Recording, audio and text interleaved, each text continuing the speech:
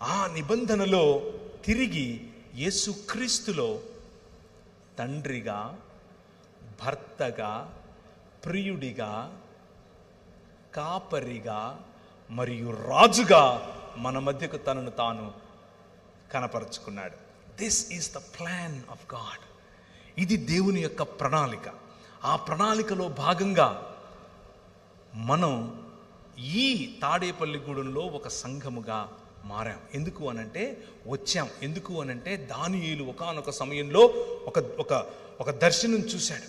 ఏ చేతి సహాయం లేకుండా తీయబడినటువంటి ఒక రాయిని చూశాడు. ఆ రాయి ఇంతింతై మహాపర్వతమైంది. అది మహాపర్వతమై వచ్చి ఎక్కడ పడిందో తెలుసా? తాడేపల్లిగూడెంలో పడింది. అదే మీరు.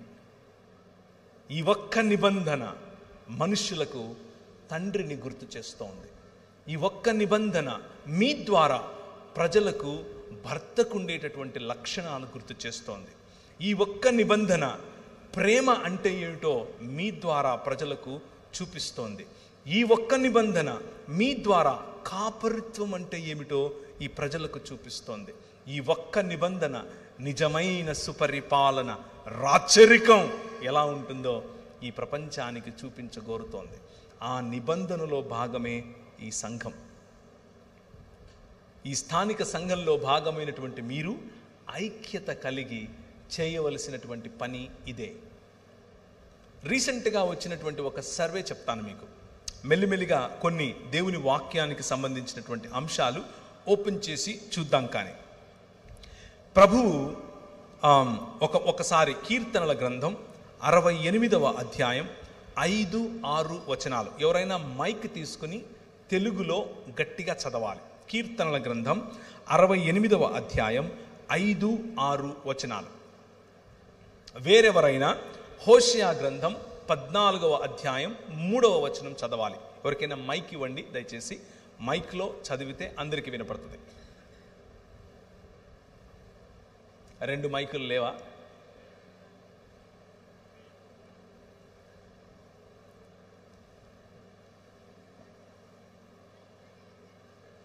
ఆలోగా తీసిన వారు చదవండి. కీర్తనల గ్రంథం 68వ అధ్యాయం 5-6 వచనాలు.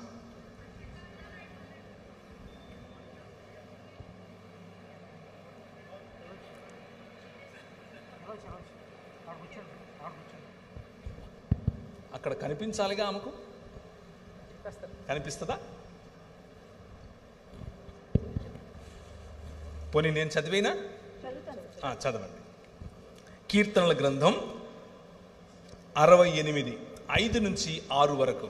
తన పరిశుద్ధాలయమందుండు దేవుడు, తన పరిశుద్ధాలయమందుండు దేవుడు తండ్రి లేని వారికి తండ్రియు, తండ్రి లేని వారికి తండ్రియు, విధవరాండ్రకు న్యాయకర్తయు అయ్యున్నాడు. దేవుడు ఏకాంగులను సంసారులుగా చేయువాడు. ఆయన బంధింపబడిన వారిని విడిపించి వారిని వర్ధిల్ల చేయువాడు. ఆయన ఇచ్చినటువంటి వాగ్దానమును, ఆయన చేసినటువంటి నిబంధన ద్వారా ఆయన వాక్యములో ఎలా చేయబోతున్నాడో స్పష్టంగా తన క్యారెక్టర్, తన నేచర్, తన స్వభావాన్ని తెలియచేస్తున్నాడు. హోషేయ గ్రంథం 14వ అధ్యాయం 3వ వచనం. హోషేయ గ్రంథం 14వ అధ్యాయం 3వ వచనం. అశ్షూరీయుల చేత రక్షణ నొందగోరము, మేమికను గుర్రములను ఎక్కము. మీరే మాకు దేవుడని మేమిక మీదట మా చేతి పనితో చెప్పము. తండ్రి లేని వారి ఎడల వాత్సల్యము చూపువాడవు నీవే కదా. చదవండి. వారు విశ్వాసఘాతకులు కాకుండా. చాలు. తండ్రి లేని వారి ఎడల వాత్సల్యము చూపువాడు మన దేవుడు. కీర్తనల గ్రంథం 82:3. కీర్తనల గ్రంథం 82:3. పేదలకు తండ్రి లేని వారికి న్యాయమును తీర్చుడి. శ్రమగల వారికి దీనులకును న్యాయము తీర్చుడి. దరిద్రులను నిరుపేదలను విడిపించుడి. విడిపించుడి. భక్తిహీనుల చేతిలో నుండి వారిని తప్పించుడి. తప్పించుడి. చాలు. న్యాయము చేయటం, విడిపించటం, తప్పించటం, బలహీనులైన వారి పట్ల వారి పక్షంగా నిలబడటం, ఇదే మన దేవుని యొక్క స్వభావం. ఇదే ఆయన కుమారుని యొక్క స్వభావం. ఆయన కుమారుని శరీరమైనటువంటి మన స్వభావము కూడా ఇదే అయి ఉండాలి. దేవుని వాక్యము చాలా స్పష్టంగా చెబుతోంది. మనం దేవుని స్వరూపము, దేవుని పోలిక చొప్పున చేయబడ్డాం అంటే దాని అర్థం ఏమిటి అని అంటే, దేవునికి ఉన్నటువంటి గుణాతిశయములను, గుణ లక్షణములను ప్రచురించువారగుటకు ఆశ్చర్యకరమైనటువంటి వెలుగులోనికి పిలువబడిన వారు. పేతురు గ్రంథంలో చెప్పినట్లు, మనల్ని పిలిచిన వాని గుణాతిశయములను ప్రచురం చేయుటకై చీకటిలో నుండి ఆశ్చర్యకరమగు వెలుగులోనికి మిమ్మల్ని ఎలా పిలిచాడు? రాజులైన యాజక సమూహముగా పిలిచాడు. రాజులైన యాజక సమూహం చేయాల్సిన పనేమిటి? విడిపించటం, తప్పించటం, వారి పక్షమున నిలబడటం, వారికి బలమునివ్వటం, వారి తోడుగా నడవటం. అలాగే యెషయా గ్రంథం 1వ అధ్యాయం 17వ వచనం, దేవుని స్వరూపము, దేవుని పోలిక చొప్పున ఉన్నటువంటి మనుష్యులు చేయవలసినటువంటి మానవత, చూపించవలసినటువంటి మానవత, దేవుని హృదయం యొక్క గుండె చప్పుడు ఏమిటి? చదవండి 17వ వచనం. ఇశ్రాయేలు యొక్క వెలుగు అగ్నియును, అతని పరిశుద్ధ దేవుడు జ్వాలయునగును. అది అశ్షూరీయుల యొక్క బలురక్కసి చెట్లకును గత్స పొదలకును అంటుకొని ఒక్క దినమున వాటిని మృంగివేయును. 1:7 యెషయా గ్రంథం 1:7 17 1:7 అండి. 1వ అధ్యాయం 17వ వచనం. మీ దేశము 17 కీడు చేయుట మానుడి, కీడు చేయుట మానుడి, మేలు చేయ నేర్చుకొనుడి. మేలు చేయుట నేర్చుకోండి. న్యాయము జాగ్రత్తగా విచారించండి, న్యాయమును జాగ్రత్తగా విచారించండి. హింసింపబడు వారిని విడిపించుడి, హింసింపబడే వారిని విడిపించుడి. తండ్రి లేని వానికి, తండ్రి లేని వారికి న్యాయము తీర్చుడి, న్యాయం తీర్చండి. విధవరాలి పక్షముగా వాదించుడి, విధవరాండ్ర పక్షముగా వాదించండి. ఇది మన దేవుని గుండె చప్పుడు. ఒక్క చోట కాదు, 2 చోట్ల కాదు, 10 చోట్ల కాదు, 1000 చోట్ల ఇదే మాట ఆయన మాట్లాడతాడు. ఆయన హృదయంలో ఉన్నటువంటివి 3 ప్రధానమైన లక్షణాలు. ఆయన ఎందుకు మనతో వాగ్దానం చేశాడు, ఎందుకు మనల్ని మనుష్యులుగా బ్రతకమంటున్నాడు, ఎందుకు మనతో నిత్య నిబంధన చేస్తానంటున్నాడు, ఆయన కలిగించబోయేటటువంటి, ఆయన రూపాంతరముగా మనల్ని సృష్టించి నూతన సృష్టిగా ఒక నూతన రాజ్యములోనికి నడిపించినప్పుడు ఉండేవి కూడా 3 ప్రధానమైన లక్షణాలు. 1 న్యాయము, 2వది కనికరము, 3వది దీన మనస్సు. న్యాయము, కనికరము, దీన మనస్సు. 5 రకాలుగా తనను తాను పరిచయం చేసుకున్నాడు. 5 ఆశీర్వాదములతో కూడిన బాధ్యతలను నీకు ఇచ్చాడు. 5 రకాలుగా తన నిబంధనను నీకు చూపించాడు. 3 గుణ లక్షణాలను నీలో కోరుకుంటున్నాడు. 3. మనం మతం కట్టేసుకుని నేనేం తీసుకుని వచ్చి నిన్ను దర్శించాలి, ఒక 1000 పొట్టేళ్ళు ఇచ్చేయినా, నా కొడుకు పుట్టాడు వాడిని ఇచ్చేయినా, ఈ నదులన్నీ తీసుకొని తైలంగా చేసి నీకు ఇచ్చేయినా అని అడుగుతున్నాం. ఆయన అంటున్నాడు, ఇవన్నీ నాకు వద్దు బాబు, అవన్నీ వేరు రకాలైన దేవీ దేవతలు అడుగుతారు, వాటిని పక్కన పెట్టు. నేను అడిగేది 3. న్యాయమును జరిగించుటయు, కనికరమును ప్రేమించుటయు, దీన మనస్సు కలిగి నీ దేవుడైన యెహోవా ఎదుట జీవించుటయు. ఇంతే కదా నేను అడుగుతున్నాను. ఇది కష్టం అంటారా? చాలా కష్టం. కానీ పిలిచింది మాత్రం ఈ 3. దయచేసి గుర్తుంచుకోండి. తండ్రి లేని జీవితం గురించి కొన్ని విషయాలు మీకు చెప్తాను. నేను పుట్టినప్పటి నుంచి నా తండ్రి మొహం చూడలేదు. I never saw my father. నేను తండ్రి లేకుండానే పెరిగాను. మా అమ్మే నాకు తండ్రి, మా అమ్మే నాకు తల్లి.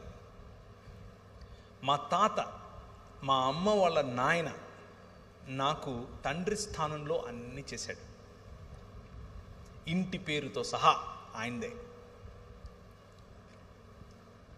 తండ్రి లేని జీవితాలు, తండ్రి లేని కుటుంబాలు ఎలా ఉంటాయి అని నేను మీకు కొన్ని విషయాలు చెప్తాను. తండ్రి లేని జీవితాలు, తండ్రి లేని కుటుంబాల్లో ఎలా ఉంటుంది అని అంటే, పిల్లల్లో సెల్ఫ్ కాన్ఫిడెన్స్ నశించిపోతుంది, పిల్లల్లో భద్రత లేకుండా పోతుంది, పిల్లల్లో భవిష్యత్తు పట్ల ఆందోళన ఉంటుంది.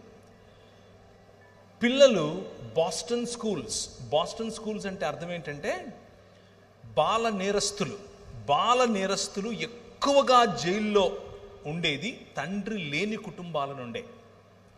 తండ్రి లేని కుటుంబాల నుంచే ఒక 100 మంది గంజాయికి మరియు మాదక ద్రవ్యాలకు అలవాటు పడ్డారు అనంటే అందులో 74% తండ్రి లేని వారే అయి ఉంటారు. 14 సంవత్సరాలకు 16 నుంచి తక్కువ సంవత్సరాలలో ఆడపిల్లలు ప్రెగ్నెంట్స్ అయ్యి అబార్షన్స్ చేసుకుంటున్నారు అనంటే వాళ్ళ సంఖ్య 100 అయితే అందులో 68 మంది తండ్రి లేని కుటుంబమే. ఇదంతా నేను సొంతంగా చెప్తున్నది కాదు, అదొక సర్వే. భారతదేశమైనా పాశ్చాత్య దేశాలైనా ఇవే చెప్తున్నాయి. తండ్రి లేని కుటుంబం ఎలా ఉంటుంది? 71% మంది హై స్కూళ్ళలో నుంచి బయటపడిపోతారు, అంతకెక్కువగా చదవరు అనంటే దానికి కారణం తండ్రి లేని కుటుంబాలు. ఇక్కడ ఇంకా చాలా పెద్ద లిస్ట్ ఉంది, అది చదవటం కంటే ముందు ఒక మాట చెప్తాను. తండ్రి లేకపోవటం అనంటే దాని అర్థం తండ్రి చనిపోవటం కాదు, కుటుంబంలో తండ్రి లేకపోవటం, కుటుంబంలో తండ్రి కనబడకపోవటం. తన పని మీద, తన పరిచర్య మీద, తను ఏర్పరచుకున్నటువంటి వ్యాసంగాలలో పిల్లలు లేవకముందే వెళ్ళిపోతాడు, పిల్లలు పడుకున్న తరువాత ఇంటికి వస్తాడు. భార్యకు తెలుసు తండ్రి ఆ భర్త ఏమిటో, పిల్లలకు తెలియదు తండ్రి ఏమిటో. అటువంటి ఇళ్ళు భారతదేశంలో కొక్కొల్లలు. అటువంటి ఇళ్ల కారణం చేత బాల నేరస్తులు పెరుగుతున్నారు.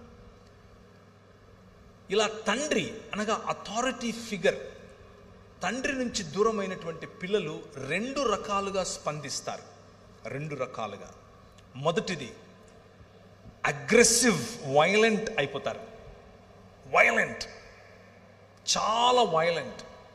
ప్రతిదానికి తిరిగి సమాధానం చెప్పటం, ప్రతిదాన్ని ఎదిరించటం, ప్రతిదానిపైన తిరుగుబాటు చేయటం మొదటి ఎక్స్ప్రెషన్. రెండవ స్పందన లేకపోతే ప్రతిస్పందన, ఏమీ మాట్లాడరు, ఎవరితో సంబంధం పెట్టుకోరు, వారిలో వారికి ఒక ప్రపంచాన్ని నిర్మించుకొని అందులో అలా ఉండిపోతారు. తండ్రి లేని కుటుంబాలు కూర్చున్న వారిలో, అలాగే లైవ్ ద్వారా చూస్తున్న వారిలో ఈ మాట చెప్తున్నాను. పురుషులకు మీ పనుల్లో, మీ పరిచర్యల్లో, మీ వ్యాసంగంలో మీ పిల్లల ఎదుట మీరు కనబడకుండా ఉన్నారా? This is the result that you are going to see. ఈ పర్యవసానమే మీ కుటుంబంలో చూడబోతున్నారు. పురుషుడు ఇంటికి రాకుండా ఉన్నటువంటి స్త్రీలతో మాట్లాడుతున్నాను. మీ పిల్లలు జాగ్రత్త. తండ్రి యాబ్సెంట్గా ఉన్నటువంటి కుటుంబాల్లో జరిగేటటువంటి పర్యవసానం ఇది. దీన్ని ఎందుకు ఇంత విడమర్చి చెప్తున్నాను అనంటే, నా జీవితంలో ఇది జరిగింది. మా అమ్మ మాకు కావలసినవన్నీ ఇచ్చింది, కష్టపడి మమ్మల్ని పెంచింది. కానీ తండ్రి లేని లోటు నా జీవితంలో స్పష్టంగా కనిపించింది. నేను వైలెంట్గా తయారైపోయాను. నేను ఒకడిని చంపి చచ్చిపోయాడు అనుకుని పొదల్లో పడేసి వెళ్ళిపోతే మా ఊరికి సిఐ, మా అక్క ఆ రోజుల్లో ఎస్ఐ, యాక్చువల్గా సిఐ ప్రమోషన్లో ఉంది. ఆమె వీడు బ్రతికాడు అని తెలుసుకుని వాడికి నాకు కాంప్రమైజ్ చేసి ఇంక ఇలా చేయొద్దు లేకపోతే జైలుకి వెళ్తామని చెప్పింది. ఆ రోజు రాత్రి తండ్రి లేని నేను, ఎప్పుడూ తండ్రి కౌగిలిని ఎరుగని నేను, తండ్రి ఇచ్చేటటువంటి వెచ్చదనాన్ని తెలుసుకొని నేను, ఏ రోజు తండ్రి యొక్క మందలింపును మందలింపు అంటే తండ్రి వద్ద నుంచి ఎలా ఉంటుందో నాకు తెలియదు. తండ్రి వద్ద నుంచి ప్రేమ ఎలా ఉంటుందో నాకు తెలియదు. అలాంటి ప్రేమ లేని, మందలింపు లేని, కరెక్షన్ లేని నేను ఒకరోజు ఒక స్వరం విన్నాను. అది సన్నని స్వరం. అది ఆ స్వరం నాకు చెబుతోంది, నువ్వు ఈ ఊరు విడిచిపెట్టి వెళ్ళిపో అని చెప్తోంది. ఈ ఊరు విడిచిపెట్టేసి నువ్వు వెళ్ళిపో అని చెప్తోంది. ఎక్కడికి వెళ్ళాలో తెలీదు. మా అమ్మకు చెప్పి వెళ్తున్నాను తిరుపతికి అని చెప్పి, మా ఊరు కడప, బ్యాగ్ తీసుకుని బస్ స్టాండ్కి వచ్చాను. తిరుపతి టికెట్ కొనబోయి హైదరాబాద్ టికెట్ కొన్నాను. ఎందుకు కొన్నానో కూడా తెలియదు. హైదరాబాద్లో ఎవరున్నారో తెలియదు.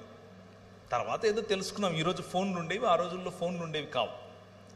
హైదరాబాద్లో దిగిన తర్వాత ఫలానా చోట ఫలానా వాళ్ళు మా ఊరోళ్ళకి సంబంధించిన వాళ్ళు ఉన్నారని తెలుసుకుని ఆ రూమ్కి వెళ్ళి అక్కడ ఉండి చదువుకోవటం మొదలుపెట్టాను. తండ్రి లేకపోతే ఎలాంటి జీవితం ఉంటుందో చెప్తున్నాను మీకు. కానీ 5 రకాలైన క్వాలిటీస్ మీ ముందు ఉంచాను. ఆయన తండ్రిగాను, భర్తగాను, ప్రియుడిగాను, కాపరిగాను మరియు రాజుగాను మన మధ్యకు వచ్చాడు అని చెప్పాను. నా జీవితంలో తండ్రిగా వచ్చాడు. నా జీవితంలో దాదాపు 18-19 సంవత్సరాలున్న నేను, నూనూగు మీసాలు, లేత టీనేజ్ ప్రాయం, ఆ ప్రాయంలో ప్రభు నా దగ్గరికి వచ్చాడు. ప్రభు నాతో మాట్లాడాడు. నువ్వు ఈ లోకానికి వెలుగువు అని చెప్పాడు. తండ్రి ఇలా మాట్లాడతాడు బిడ్డల పట్ల, పిల్లల పట్ల. ఏం చెప్తాడు తెలుసా? అరే నువ్వు అచ్చం నాలాగే ఉన్నావురా అంటాడు. అచ్చం మిమ్మలా ఉన్నావురా అంటాడు. అచ్చం మా నాన్నలాగా ఉన్నావురా అంటాడు. మన పరలోక తండ్రి కూడా అలాగే అంటున్నాడు. You are in the image of God. నువ్వు దేవుని స్వరూపం, నువ్వు దేవుని పోలిక. ఎందుకంటే ఆయన నీ కన్న తండ్రి. నీ పట్ల, నీ దగ్గరికి కన్న తండ్రి ఈ మాటలు తీసుకొని వస్తున్నాడు. నువ్వు మైకిల్ ద్వారా ఒకవేళ వింటూ ఉంటే, నా జీవితం లాంటిదే ఒకవేళ నీ జీవితం అయితే, ఈ ప్రాంగణంలో కూర్చున్నా పర్వాలేదు. తండ్రి ఎరుగనటువంటి జీవితం నీదైతే, రెబెలియస్గా నువ్వు తిరుగుతున్నావా? హద్దు ఆపు లేకుండా నువ్వు తిరుగుతున్నావా? నీ పర్సనల్, నీ వ్యక్తిగత జీవితంలో అందరి ముందు బాగున్నావు, ఎవ్రీథింగ్ ఈజ్ గ్రేట్, చాలా బాగుంది, సూపర్, నవ్వుంది మొహంలో. కానీ లోపల ఏదో తెలియని లావా ఉబుకుతోందా? లోపల ఏదో తెలియని ఒంటరితనం ఉందా? నన్ను కూడా ఇలా కౌగిలించుకుని ఒకరు ముద్దాడితే ఇంత బాగుంటుంది అన్న ఫీలింగ్లో నువ్వు ఉన్నావా? అమ్మాయిలైనా అబ్బాయిలైనా, మీ వయసు 50 అయినా 20 అయినా, అందరిలో ఉండే ఫీలింగ్ ఇది. తండ్రి, మా నాన్న కావాలి. మా నాన్న మాట్లాడితే ఎలా ఉంటుంది? మా నాన్న నన్ను టచ్ చేస్తే ఎంత బాగుండేది? మా నాన్న నన్ను కౌగిలించుకుంటే ఎలా బాగుండేది? ఈ పరలోకపు తండ్రి ఈరోజు రాత్రి నీతో మాట్లాడుతున్నాడు. I am your father. నేనే నీ తండ్రిని. I'm there for you. నేను నీకోసం ఉన్నాను. నువ్వంటే నాకు ఎంత ముద్దో తెలుసా? నిన్ను చూడకుండా ఒక్కరోజు కూడా ఉండలేను నేను. నువ్వు మాట్లాడుతుంటే నాకు అదేదో వైలెన్స్ వాసినట్లు ఉంటుంది. That's how your God feels about you.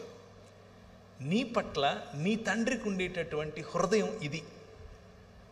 ఎంతగా నిన్ను ప్రేమిస్తాడంటే నీ తండ్రి, నీ కోసం చచ్చిపోయేంతగా చెబుతారు ఈ లోకంలో ఉన్న తండ్రులు. కానీ మా నాన్న చేసి చూపించాడు. వచ్చి మనందరినీ మళ్ళీ ఒక్క కుటుంబంగా చేయటం కోసం తన శరీరాన్ని విరిచాడు. రూపాంతరము చెందించటం కోసం రూపురేఖలు లేకుండా పోయాడు. అయితే ఆ రూపాంతరము కేవలం అనుభవంగా ఆగిపోకూడదు. ఆ రూపాంతరము, తండ్రిగా వచ్చినటువంటి ఈ దేవుని యొక్క రూపాంతర చరిత్ర కేవలం అనుభవంతో ఆగిపోవడానికి వీల్లేదు. దానికి ఒక మనుగడ ఉండాలి, దానికి ఒక చరిత్ర ఉండాలి, దానికి ఒక భవిష్యత్తు ఉండాలి, ఎప్పటికీ సమసిపోయినటువంటి భవిష్యత్తు ఉండాలి. ఆయన తన శరీరాన్ని నాటాడు. ఒక విత్తనము వలె విరిగాడు. ఒక విత్తనము వలె ఆయన పగిలాడు. దున్నబడినటువంటి ఆయన శరీరం నాటబడిన తర్వాత 3 రోజులైన తర్వాత 2 దినములైన తరువాత 3వ దినమున యెహోవా సముఖమందు మనము జీవించినట్లు ఆయన మరణాన్ని చంపి తిరిగి లేచాడు. That is your father. మీ నాన్న అది. మీ నాయన మరణానికి లోనయ్యేవాడు కాదు. మీ నాయన మరణాన్ని చంపినవాడు, చంపి తిరిగి లేచాడు. 3 దినములైన తరువాత హోషేయ గ్రంథం 6వ అధ్యాయం 2వ వచనం. హోషేయ గ్రంథం 6వ అధ్యాయం 2వ వచనం. 2 దినములైన తరువాత ఆయన మనలను బ్రతికించును, మనం ఆయన సముఖమందు బ్రతుకున్నట్లు 3వ దినమున ఆయన మనలను స్థిరపరచును. ఈ తండ్రి హృదయం ఏమిటి అని అంటే, మీ నాయన హృదయం ఏమిటో అంటే, కేవలం రూపాంతరము అన్నది ఒక అనుభవంగా ఆపటం కాదు. ఈ మరణాన్ని చంపి నూతన సృష్టిగా నిన్ను మలచటం. నేను ఫేస్బుక్లో ఒక పిక్చర్ చూశాను, మీలో కూడా చాలామంది చూసే ఉంటారు. ఒక ఆయన నిలబడుకొని సుత్తి ఉలి తీసుకుని ఇలా కొట్టుకుంటున్నాడు. ఇలా కొట్టుకుని లావుగా ఉండే ఆయన సన్నగా మంచిగా స్లిమ్గా తయారవుతున్నాడు. అలా శిల్పకారుని వలె నీ తండ్రి ఈ ప్రపంచాన్ని, ప్రపంచంలో ఉన్న మానవ సమాజాన్ని తన వైపుకు, తన బిడ్డగా మలుచుకుంటున్నాడు. అయితే దేవుణ్ణి తిరస్కరించటం కారణంగా మనం సంపాదించుకున్నటువంటి మరణం, దేవునితో ఎడబాటు, ఈ ప్రపంచంలో దేనికి గ్యారంటీ లేదు, దానికి మాత్రమే ఉంది. మరణం తప్పదు ప్రతి ఒక్కరికి, నీకైనా నాకైనా, మనకంటే ముందు పోయిన వారికైనా మన తరువాత పోయేవారికైనా. మరణం తథ్యం. మరణం, death is the only guarantee in this world. దాన్ని మించిన గ్యారంటీ ఏది లేదు. కానీ దానికంటే బెటర్ గ్యారంటీ ఇంకొకటి ఉంది. అదేమిటి అనంటే, మా నాయన తన శరీరాన్ని నాటి 3 దినములైన తర్వాత బయటకు తీసి అంటున్నాడు, మరణమా నీ ముల్లెక్కడా అని పిలుస్తున్నాడు. ఈ రాత్రి నేను మీకు ఇచ్చేటటువంటి వాగ్దానం, ఆయన చేస్తున్నటువంటి వాగ్దానం, ఈ నిబంధన యొక్క సారాంశం, 5 రకాలుగా నేను చేసిన నిబంధనల యొక్క సారాంశం ఏమిటో తెలుసా? పునరుత్థానం, రూపాంతరము యొక్క చరమగీతం పునరుత్థానం. ఎప్పటికీ వాడిపోయినటువంటి శరీరాలు. ఆయన అలా వస్తాడు. ఆయన్ని మీరు చూస్తారు, గుర్తుపడతారు, మాట్లాడతారు. You can touch him, you can touch me. మీరు నన్ను కూడా చూస్తారు. ఏ బట్టని తీసుకుని వచ్చావుగా మా ఊరికి, నువ్వు పేరు ప్రవీణే కదా, యూ విల్ ఆస్క్ మీ.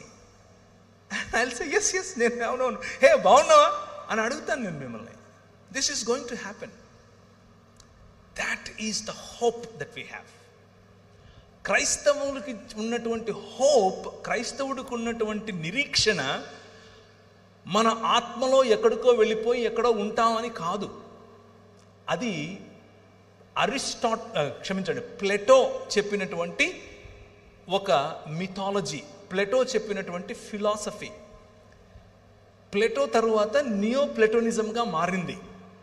దాని నుంచే భగవద్గీతను రాశారు. గ్నాస్టిసిజం, అరిస్టాటిలియన్ థియరీ మరియు ప్లెటోనిక్ థాట్, ఈ మూడింటిని కలిపితేనే భగవద్గీత యొక్క సారాంశం. బైబిల్ అది కాదు, పురాణముల యొక్క సారాంశం అది. బైబిల్ ఆత్మల గురించి మాత్రమే మాట్లాడదు. బైబిల్ నీ శరీరముతో కూడి సశరీరుడై తిరిగి లేచినటువంటి యేసు క్రీస్తు, మీ నాయన, అలాగే నువ్వు లేస్తావు, అలాగే నువ్వు బయటకు వస్తావు.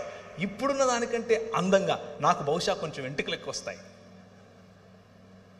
నాకు బహుశా లొట్ట పన్ను ఉండదు, నేను బహుశా ఇప్పుడులాగా కాకుండా అందంగా కనిపిస్తాను. ఇప్పుడు కేవలం నా భార్యకి అందంగా కనిపిస్తాను. That is you going to be your future. అది నీ ఫ్యూచర్. నీకు అర్థమవుతుందా మీ నాయన ఏం చేస్తున్నాడు? Now can you read Ephesians chapter, ఎఫెసీయులకు రాసిన పత్రిక 1వ అధ్యాయం 10వ వచనం. ఆయనకు ఒక సంకల్పం ఉంది. ఆ సంకల్పాన్ని మీకు గుర్తు చేయాలనుకుంటున్నాను. మీ నాన్న ఏం చేస్తున్నాడు అనేది మీకు గుర్తు చేసి ముగిస్తాను. ఆయన ఏం చేస్తున్నాడు అనంటే, చదవండి. ఈ సంకల్పమును బట్టి దేవునికి ఒక సంకల్పం ఉంది. ఆ సంకల్పాన్ని బట్టి ఆయన పరలోకమందున్నవే గాని భూమి మీద ఉన్నవే గాని సమస్తాన్ని క్రీస్తునందు ఏకంగా సమకూర్చాలని తనలో తాను నిర్ణయించుకున్నాడు. ఆయన నిర్ణయం, ఆయన సంకల్పం భూమి ఆకాశములను కలపటం. నిన్ను ఇక్కడి నుంచి తీసుకెళ్ళిపోయి ఎక్కడో పెట్టడం కాదు, అది మతం.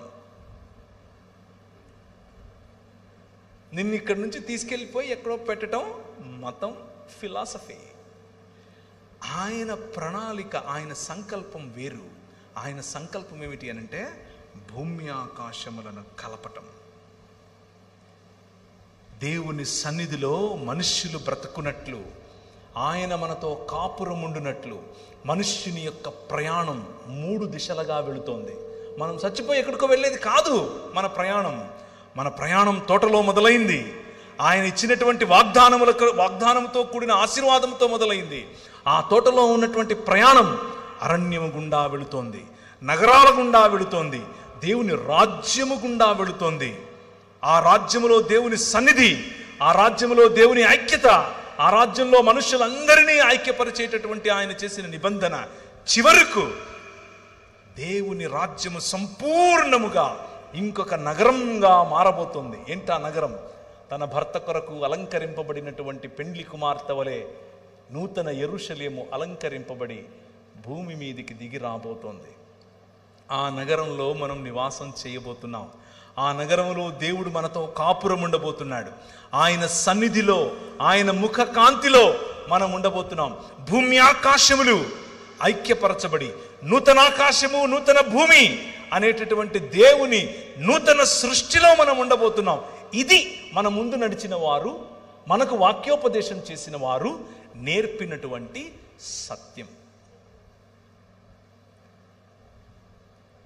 అర్థమవుతుందా? The reality, the truth of Bible is God coming and dwelling with us. దేవుడు వచ్చి మన మధ్య నివాసం చేయటం, మనం ఇక్కడి నుంచి ఎక్కడికో వెళ్ళిపోవటం కాదు. దేవుడు వచ్చి మన మధ్య నివాసం చేస్తాడు. ఆ నూతన సృష్టిలో తండ్రి లేని నువ్వు తండ్రిని కనుగొంటావు. హల్లెలూయా. నాకు నిజమైన తండ్రి కనిపిస్తాడు. నా నిజమైన తండ్రి దగ్గరికి వెళ్ళి నేను హత్తుకుంటాను. ఆయన నా కన్నుల ప్రతి బాష్ప బిందువును తుడిచేస్తాడు. That is what your God is doing. That is what your father is doing. నీ తండ్రి చేసేటటువంటి పని అది. నీ తండ్రి నీకు ఇచ్చినటువంటి మాట నెరవేర్చుకునే తండ్రి. ఈ దేవుని రాజ్యం అనేటటువంటి దర్శనం చూసి దానియేలు చెప్పినటువంటి ఆ ఇంతై మహాపర్వతమైనటువంటి ఆ రాయి వచ్చి ఈ ఊర్లో పడితే ఒక సమాజముగా స్త్రీ అని పురుషుడని తేడా లేకుండా, గ్రీకు దేశస్థుడని యూదుడని తేడా లేకుండా, దాసుడని యజమాని అని తేడా లేకుండా అందరూ కలిసి ఒక్కటిగా ఒక్క శరీరముగా మారుతున్నారే, దీనినే రూపాంతరం అని పిలుస్తారు. ఈ రూపాంతరం ఇంతటితో ఆగదు. ఈ రూపాంతరం ఒక నూతన యెరూషలేము అనే పట్టణంలోనికి వెళ్ళిన తర్వాత ముగుస్తుంది. ఆ పట్టణంలోనికి మనం వెళ్ళబోతున్నాం. ఆ పట్టణంలో మనకంటే ముందు నిద్రించినటువంటి పరిశుద్ధులు కూడా ఉంటారు. మనకంటే ముందు నిద్రించినటువంటి, ఒకవేళ నీ భర్త నిద్రించి ఉంటే నువ్వు ఆయన చూస్తావు. ఒకవేళ నీ భార్య నిద్రించి ఉంటే నువ్వు ఆమెను చూస్తావు. బ్రతికి ఉన్న మనం వెళ్ళి వారిని స్వాగతించి తీసుకుని వస్తాం. రాజు, the king of this world వస్తాడు. ఆయన ఆల్రెడీ వచ్చేశాడు. తన రాజ్యాన్ని స్థాపించాడు. ఆ రాజ్యంలో భాగంగా నువ్వు ఉంటున్నావు. మళ్ళీ ఇంకొకసారి సంపూర్ణమైనటువంటి రూపాంతరము చెందిన తర్వాత, మెటమార్ఫోసిస్ కంప్లీట్ అయిపోయిన తర్వాత, నూతన సృష్టిగా మార్చబడిన తర్వాత ఆయన నీకు ఫలించే అధికారముతో కూడిన బాధ్యత, అభివృద్ధి చెందే అధికారముతో కూడిన బాధ్యత, విస్తరించే అధికారముతో కూడిన బాధ్యత, భూమిని నిండించే అధికారముతో కూడిన బాధ్యత, ఆయనతో కలిసి రాజ్యమేలే బాధ్యత నీకు ఇవ్వబోతున్నాడు. దాట్ ఈజ్ నిత్య నిబంధన. అదే నిత్య నిబంధన అంటే, అదే బెరిత్ ఒలాం అనంటే. మనలను దూరం చేస్తున్నటువంటి మరణం, మనిషికి దూరం చేస్తున్నటువంటి మరణం, మనిషిని కుటుంబానికి దూరం చేస్తున్నటువంటి మరణం, మనిషిని సంఘానికి దూరం చేస్తున్న మరణం, మనిషిని సమాజానికి దూరం చేస్తున్న మరణాన్ని ఆయన చంపేశాడు. తిరిగి పునరుత్థానం చెందినటువంటి మనుష్యులముగా మనం రాబోతున్నాం. పునరుత్థానం చెందినటువంటి కుటుంబాలుగా మనం కలవబోతున్నాం.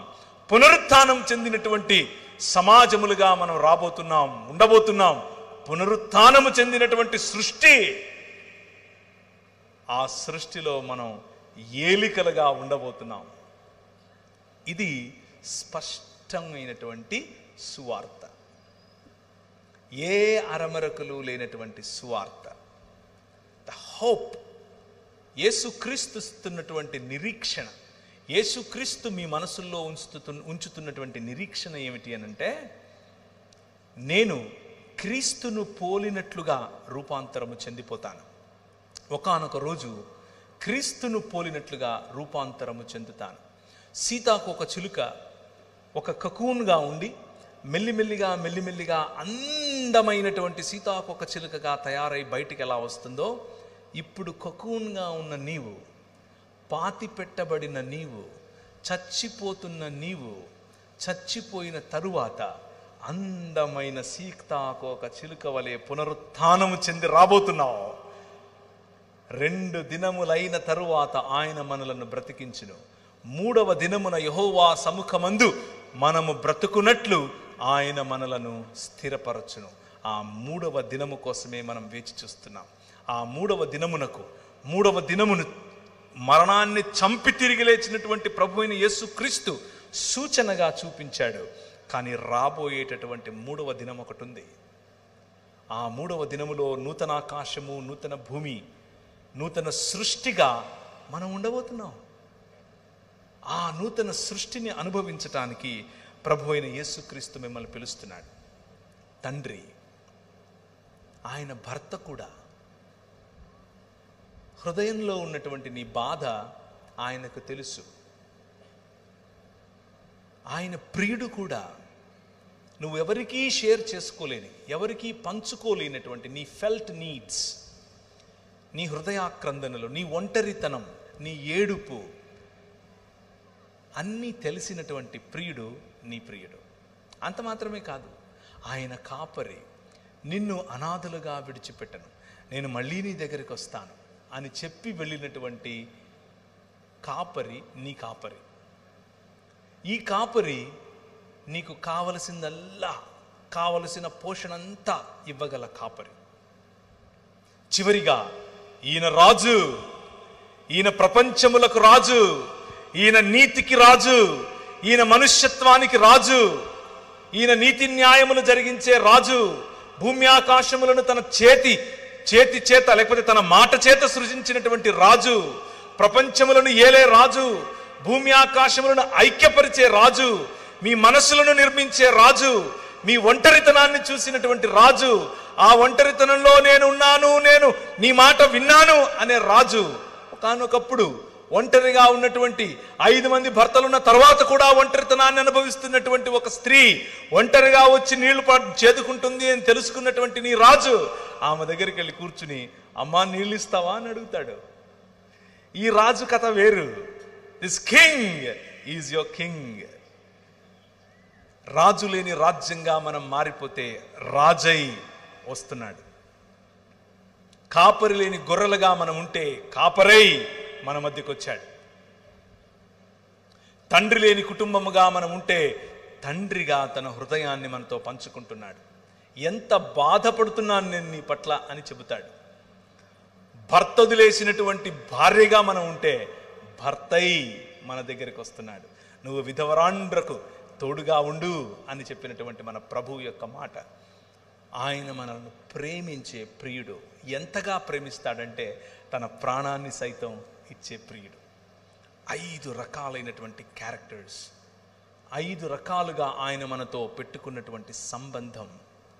ఈ సంబంధం ఇంతకంటే పదిలమైన, ఇంతకంటే స్థిరమైన, ఇంతకంటే సంతోషాన్నిచ్చే సంబంధం నా జీవితంలో నేను వెతికే ప్రయత్నం చేస్తే కూడా దొరకలేదు.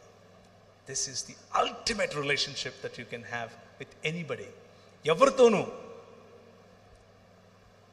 చివరికి నా భార్యతోనూ నాకు లేనటువంటి పారదర్శకమైనటువంటి సంబంధం దేవునితో సాధ్యం. ఆ రాజు, ఆ తండ్రి, ఆ ప్రియుడు, ఆ కాపరి, ఆ భర్త ఈరోజు నిన్ను పిలుస్తున్నాడు, ఈరోజు నిన్ను ఆహ్వానిస్తున్నాడు. నేను కట్టే రాజ్యంలో నువ్వు ఉన్నావా? కేవలం వచ్చిపోతున్నావా? నేను కట్టే రాజ్యంలో నా కుటుంబంలో భాగంగా నువ్వు కోరుకుంటున్నావా? ఇంకా వెనకే వెనకే వెనకే తిరుగుతున్నావా? నేను కట్టే రాజ్యానికి నువ్వు ఒక గుదిబండలా ఉంటున్నావా?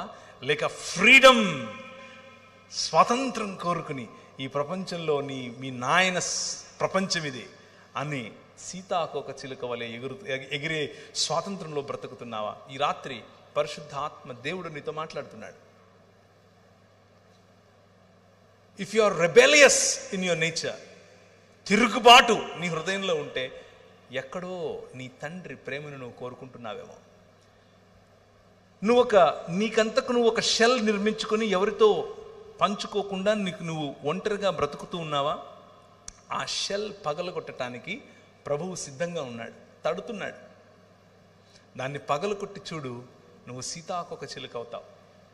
నీతో సంబంధం, నీతో ప్రేమగా మాట్లాడటానికి, నిన్ను ప్రోత్సహించటానికి, నీకు బలం ఇవ్వటానికి, నీకు ఆర్థికంగాను అలాగే అన్ని కోణాలలో నిన్ను బలపరచటానికి ఆయన సిద్ధం. అంత మాత్రమే కాదు, ఈ తండ్రి నీ హృదయాక్రందనను మాత్రమే కాదు, నీ శరీరంలో ఉన్న బలహీనతను కూడా చూస్తున్నాడు, స్వస్థపరచటానికి సిద్ధంగా ఉన్నాడు. ఈ రాత్రి ఆయన స్వస్థపరుస్తాడు. ఈ రాత్రి నీకున్నటువంటి ప్రతి రోగము నుంచి నీకు స్వస్థత లభిస్తుంది. నేను చెప్తున్నందుకు కాదు, నేనేదో చేస్తే అవుతుందని కాదు. మీరు అడగండి, ఆయన ఇస్తాడు. ఆయన మీ జీవితాల్లో చేస్తాడు. నేను అడిగాను, నాకు ఇచ్చాడు. 11 సంవత్సరాలు మిషనరీగా వెళ్ళాను నేను మధ్యప్రదేశ్లో. నాకు భాష రాదు, అడిగాను, భాష ఇచ్చాడు. అక్కడ క్రైస్తవులు అంటే కొడతారు, ఫస్ట్ కొట్టి ఆ తర్వాత మాట్లాడతారు. నాకు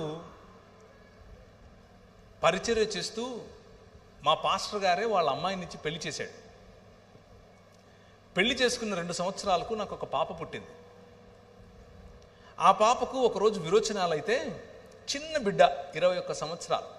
మీలో పిల్లలు ఉన్న వాళ్ళకి తెలుసు, మనకేదైనా జరిగితే మనం పట్టించుకోం, పిల్లలకి ఏమైనా జరిగితే ఎంత బాధపడతాం. ఆ పాపను తీసుకుని ఆసుపత్రికి వెళ్ళి డాక్టర్కు చూపించాను. చూపిస్తే డాక్టర్ అంది, విరోచనాలు పెద్ద కష్టమేం కాదు, నేను మందిస్తాను, అయిపోద్ది, కాకపోతే నువ్వు వెళ్ళి ఒకసారి 2D ఎకో చెయ్యి అని చెప్పింది. ఏం చేయమంది? 2D echo.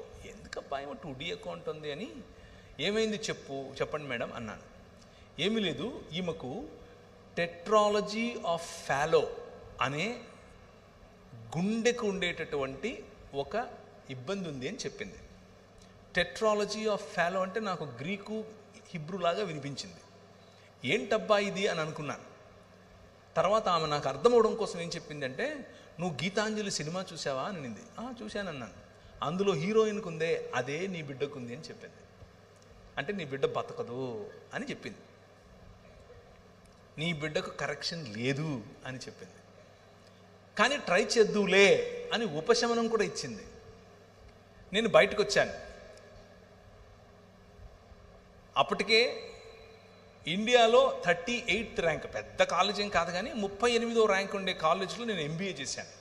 మంచి ఉద్యోగం, మంచి పరిచర్య, బిలాల, కోర్కు, గోండు, ముస్లింలు ఇలాంటి అనేకుల మధ్యలో నేను పరిచర్య చేస్తున్నాను, దేవుని కోసం నిలబడుతున్నాను. కానీ నా బిడ్డకి ఇలా అయింది. కారు వేసుకుని, డొక్కు కారు ఒకటి ఉండేది, చిన్న జీతం, డొక్కు కారు. నేను నా భార్య నా బిడ్డను తీసుకుని బయటకు వచ్చాను. బండి తోలుతున్నాను, నా వల్ల కావట్లేదు, ప్రెషర్ కుక్కర్ పగిలిపోతుంది. బండి ఆపి బయటకు వచ్చి గట్టి గట్టిగా అరుస్తున్నాను. వాయ్, ఎందుకు? నాకెందుకు? నాకే ఎందుకు? నా బిడ్డకే ఎందుకు? ఇన్నేళ్ళు నేను కష్టపడ్డానే నీకోసం, ఇన్నేళ్ళు నేను నా ఇల్లు విడిచిపెట్టొచ్చానే, ఉత్తర భారతదేశంలో నీకోసం తన్నించుకోవాలా నేను, నువ్వేమో నా బిడ్డకు గుండెలో చిల్లు పెడతావా అని దేవునితో కొట్లాడటం మొదలుపెట్టాను. 2 సంవత్సరాలు, ఇంకా ఎక్కువే చెప్పాలంటే, కొట్లాడుతూ వచ్చాను. వాక్యం చెప్తున్నాను, చిరునవ్వు ఉంది, అన్నీ చేస్తున్నాను, అమెరికాకి వెళ్తున్నాను, అక్కడ వాక్యం చెప్తున్నాను, ఇక్కడికి వస్తే ఇక్కడ వాక్యం కానీ మనసులో ఒక పోరాటం, దేవునితో పోరాటం. ప్రభువు నన్ను ఒక ప్రశ్న వేశాడు, ఒరే నువ్వు ఎంతకాలం బతుకుతావురా అన్నాడు. వేసుకో, ఒక 80-90 వేసుకో, దాని తర్వాత ఈమె నీ బిడ్డ కాదు, నువ్వు చచ్చిపోతావు. కానీ నాకు జీవితాంతం బిడ్డ. ఈ జీవితమే కాదు, నూతన సృష్టిలో కూడా బిడ్డ. అది నా ప్రేమకు నీ ప్రేమకు తేడా, టెన్షన్ పడకొని చెప్పాడు. వెతికితే ఒక మంచి డాక్టర్ బెంగళూరులో దొరికితే ఆయన దగ్గరికి వెళ్ళి కరెక్షన్ చేయించాను. ఆ అమ్మాయికి 1.5 సంవత్సరం 2 ఏళ్ళు ఉండగానే కరెక్షన్ చేయించాను. కంప్లీట్గా హీల్ చేశాడు దేవుడు, కంప్లీట్గా. ఇప్పుడు సామాన్యమైనటువంటి పిల్లలు ఎంత ఎదుగుతారో, ఎంత మాట్లాడతారో, ఎంత చదువుతారో, ఎంత ఉన్నతంగా ఆలోచిస్తారో అన్నీ సామాన్యుల కంటే బెటర్గా నా బిడ్డను ఆశీర్వదించాడు. It's all about hope and it's all about trusting your God. నీ తండ్రి పట్ల నీకు ఉండాల్సిన నమ్మకం, నీ తండ్రిని ఆనుకోవటం. అయితే నీ తండ్రి నువ్వు గొనుగితే, నువ్వు కొట్లాడితే, నువ్వు పోరాడితే నిన్ను వదిలిపెట్టి వెళ్ళిపోయే టైప్ కాదు. నీకు ఆ హక్కు ఇచ్చాడు, నీకు ఆ హక్కు ఇచ్చాడు. నువ్వు నీ ఒంటరితనంలో, నీ బలహీనతలో, నీ రోగంలో ఆయనతో పోరాడు. ఆయన అడుగు, ఎందుకు ఇలా అవుతుంది నాకు అని అడుగు. సమాధానం ఆయనే ఇస్తాడు. నాకే ఎందుకు, నా కుటుంబానికే ఎందుకు, నా సంఘానికే ఎందుకు ఇలా అవుతుంది, మా సమాజానికి ఎందుకు ఇలా అవుతుంది, సమాధానం ఆయనే ఇస్తాడు. Wait and see. ఊరకనే ఉండి యెహోవా ఇచ్చే రక్షణను చూడు అంటాడు. ఊరకనే జస్ట్ నిలబడి చూడంతే. నా పనులు, నా సంకల్పం, నా తీర్మానాలు, నేను చేసే పనులు నీకు అందవు. నీ ఆలోచన ఎక్కడ ఆగుతుందో దాని నుంచి ఒక 20 కిలోమీటర్ల తర్వాత నాది మొదలవుతుంది అంటాడు. నేను చూడలేదు నా భవిష్యత్తు ఇలా ఉంటుందని, కానీ ప్రభు చూశాడు. నా పోరాటంలో నాకు నేర్పిన పాఠాలు, నా పోరాటంలో నన్ను నిలబెట్టిన పద్ధతి, నా పోరాటంలో నన్ను ఆశీర్వదించిన విధానం ఇంత అంతా కాదు. ఎక్కడో మారుమూల గ్రామంలో ఏ నక్సలైట్గానో, రాడికల్గానో, రౌడీగానో బతకాల్సిన నన్ను ఆయన హెచ్చించాడు. ఆయన నిజంగానే లోకమునకు వెలుగు అని ఆయన చేసిన వాగ్దానముతో కూడిన ప్రమాణాన్ని నెరవేరుస్తున్నాడు. It is possible with you. నీ జీవితంలో కూడా అది సాధ్యం. ముఖ్యంగా యువకులు, మైకిల్ ద్వారా వింటూ ఉన్న, లైవ్ ద్వారా వింటూ ఉన్న యువకులకు, యువతులకు ఈ మాట చెప్తున్నాను. మీ లైఫ్లో ఇప్పుడు మీరున్నటువంటి స్టేజ్లో మీకు చాలా క్వశ్చన్స్ ఉంటాయి, మీకు చాలా ప్రశ్నలు ఉంటాయి, చాలా పోరాటం ఉంటుంది, కంపారిజన్ ఎక్కువ ఉంటుంది. పక్కనోళ్ళు కంపేర్ చేస్తారు, మిమ్మల్ని మీరు చేసుకుంటారు. అందంలో కంపారిజన్, చదువులో కంపారిజన్, ధనంలో కంపారిజన్, కులంలో కంపారిజన్, మతంలో కంపారిజన్, ప్రతి చోట్ల పోల్చుకోవటం ఎక్కువ. కానీ మీ నాన్న, మీరు ఎలాంటి పరిస్థితిలో ఉన్నా మిమ్మల్ని ప్రేమించే నాన్న. అయితే మీ నాన్న మిమ్మల్ని పిలుస్తున్నాడు. నీ యవ్వన ప్రాయంలో, నీ యువతలో, in your youthfulness, come to your father. నీ తండ్రి దగ్గరకు వచ్చి ఆయన కౌగిలిని ఒక్కసారి అనుభవించి చూడు. నీ జీవితం మారిపోతుంది. నా జీవితం మారింది. నా జీవితం భేషుగ్గా మారింది. పెంట కుప్పల మీద పడి ఉండేవాడిని. భయంకరంగా నేను మాదక ద్రవ్యాలకు అలవాటు పడిపోయి ఉన్నవాడిని. నా జీవితాన్ని మార్చాడు. నీ జీవితాన్ని మారుస్తాడు. అండ్ టుడే, ఈరోజు, ఒకానొకప్పుడు నేను బ్రతికే గనక బ్రతికునుంటే మా ఇంట్లో వాళ్ళు నన్ను చూసి అసహ్యించుకునేవారు. ఈరోజు గర్వపడక్కర్లేదు, కనీసం అసహ్యించుకోరు. గర్వపడక్కర్లేదు, కనీసం అసహ్యించుకోరు. ఈ రాత్రి ఈ పిలుపు మీ నాన్నది. మీ నాన్న మిమ్మల్ని పిలుస్తున్నాడు. నేను ఒక ఉద్యమం చేస్తున్నాను, ఆ ఉద్యమంలో నా పిల్లలందరినీ పోగేస్తున్నాను, ఒక్క శరీరంగా పోగేస్తున్నాను, ఆ శరీరంలో నువ్వు భాగమవుతావా అని పిలుస్తున్నాడు. నిర్ణయం తీసుకుంటే నీకు మంచిది. అంత మాత్రమే కాదు, ఆల్రెడీ సంఘములో భాగస్వామ్యం పొందినటువంటి నీవు దేవుని రాజ్యం, ఆయన యొక్క పని, ఆయనతో కలిసి చేయాల్సినటువంటి పనిలో నీకు మనసు రావట్లేదా? నీకు ఇంట్రెస్ట్ లేదా? ఈరోజు రాత్రి మీ నాన్న పిలుస్తున్నాడు. వాయ్? ఎందుకు? Do you think I deceived you? నేనేమైనా మోసం చేశానా? నీకు అలాంటి ప్రశ్న ఉందా మనసులో? నేను నీతో సరిగ్గా లేనా? అలా అనిపిస్తుందా నీకు? ఐ లవ్ యూ, నువ్వంటే నాకు చాలా ఇష్టం, నీకోసం ఏమైనా చేయటానికి నేను సిద్ధం అని మీ నాన్న చెప్తున్నాడు. That is what he laid in my heart tonight. ఈరోజు రాత్రి ఈ మాటలు నా హృదయంలో పెట్టాడు. నేను ప్రిపేర్ అయింది వేరే. నేను ప్రిపేర్ అయింది కనీసం ఒక గంటన్నర చెప్పాలి అనుకున్నాను, కానీ అది నేను చెప్పలేకపోతున్నాను. ఇదే చెప్పాను. ఈరోజు రాత్రి ప్రభు నీతో మాట్లాడుంటే ఊరికనే వెళ్ళొద్దు, ఖాళీ మనసుతో వెళ్ళొద్దు. It is a specific word for specific people sitting here. ఇక్కడ కూర్చున్న వాళ్ళల్లో నిర్దిష్టమైనటువంటి మాటలు మీకోసమే పలుకుతున్నాను. మీ తండ్రిని నిరుత్సాహపరచొద్దు. తలలు వంచుకుంటే ప్రార్థించుకుందాం. ప్రభు ఈరోజు రాత్రి చాలా సరళంగా 5 రకాలైనటువంటి ఆశీర్వాదముతో కూడినటువంటి ఆజ్ఞలను చాలా సరళంగా ఆయన మన పట్ల చేసినటువంటి 5 రకాలైనటువంటి కవెనెంట్స్, నిబంధనలను, అలాగే 5 రకాలుగా ఆయన మనతో సంబంధం ఎలా కలిగి ఉన్నాడు అన్న విషయాన్ని మనం చూసాం. వీటి సారం నువ్వు మనిషిగా, నిజమైన మనిషిగా, రూపాంతరము చెందే మనిషిగా, తండ్రి హృదయాన్ని కోరుకునే, తండ్రి హృదయాన్ని హత్తుకునే మనిషిగా మారాలని. అది న్యాయమును, కనికరమును, దీన మనస్సును కలిగి ఉండటం ద్వారా మాత్రమే సాధ్యం అని చెప్పాడు. అన్నిటినీ మించి నీ తండ్రి నీ పట్ల కలిగి ఉన్నటువంటి హృదయాన్ని ఆయన నీ ముందు ఉంచాడు. ఇంకా ఈ తండ్రికి దూరంగా ఉండకు. ఇంకా ఈ తండ్రితో పోరాటం చాలు. ఇక ఆ పోరాటాన్ని ఆపేసే. నీతోనే మాట్లాడుతున్నా. ఇక ఆ పోరాటాన్ని ఆపేసి come back to your God, come back to your father. నీ తండ్రి వైపుకు నువ్వు రా. నీ తండ్రితో చేయి కలుపు. నీ తండ్రి నిన్ను ఆశీర్వదిస్తాడు, తలగా ఉంచుతాడు, తోకగా ఉంచడు.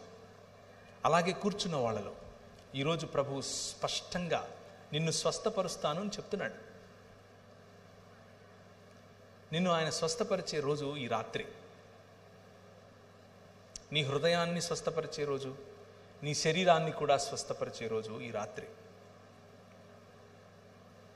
నేను ప్రార్థన చేస్తూ ఉండగా నీ మనస్సును విప్పి ప్రభు అయిన యేసు క్రీస్తుకు నిన్ను నువ్వు సమర్పించు. నీ రోగాన్నివ్వు, నీ బలహీనతనివ్వు, నీ ఒంటరితనాన్నివ్వు, నీ అప్పుల బాధనివ్వు. ఆయన నీకు ఈరోజు విడిపించువాడు, బలపరచువాడు, న్యాయమును చేయువాడు, నీ పక్షమున నిలబడువాడు. ఈ రాత్రి నీ జీవితంలో ఒక అద్భుత కార్యం ఆయన చేయబోతున్నాడు. నువ్వు నమ్మితే చాలు, మిగిలిందంతా ఆయన పని. కృపగలిగిన తండ్రి, ఈ రాత్రి నీ వాక్యము ద్వారా మాతో మాట్లాడి మా కొరకు సిద్ధపరిచినటువంటి నీ విలువైన మాటలు మా జీవితంలో పని చేయులాగున, ఈ మాటల్లో నా మాటలు ఏవైనా ఉంటే, నీ మాటల పక్షముగా కానిదేదైనా ఉంటే, పరిశుద్ధమైనటువంటి నీ అగ్ని చేత వాటిని దహించి కేవలము నీ మాటలు మాత్రమే నీ ప్రజలకు వారి హృదయాల్లో ఉండునట్లు సహాయం చేయండి. ప్రభువా, నీ బిడ్డలు అనేకులు నీ తాకిడి కోసం వేచి చూస్తున్నారు. నీ ప్రేమ గల తాకిడి, నీ ప్రేమగల నీతిగల దక్షిణ హస్తాన్ని వారి వైపుకు చాపి వారిని ముట్టండి. ఈరోజే స్వస్థతను వారు అనుభవించినట్లుగా సహాయం చేయండి. ఒంటరిగా ఉన్న వారికి మీ తోడును దయచేయండి. మీ స్వరం వారు వినుదుగాక. మీ వెలుగు వారి ముఖములపై మేము చూచుదుముగాక.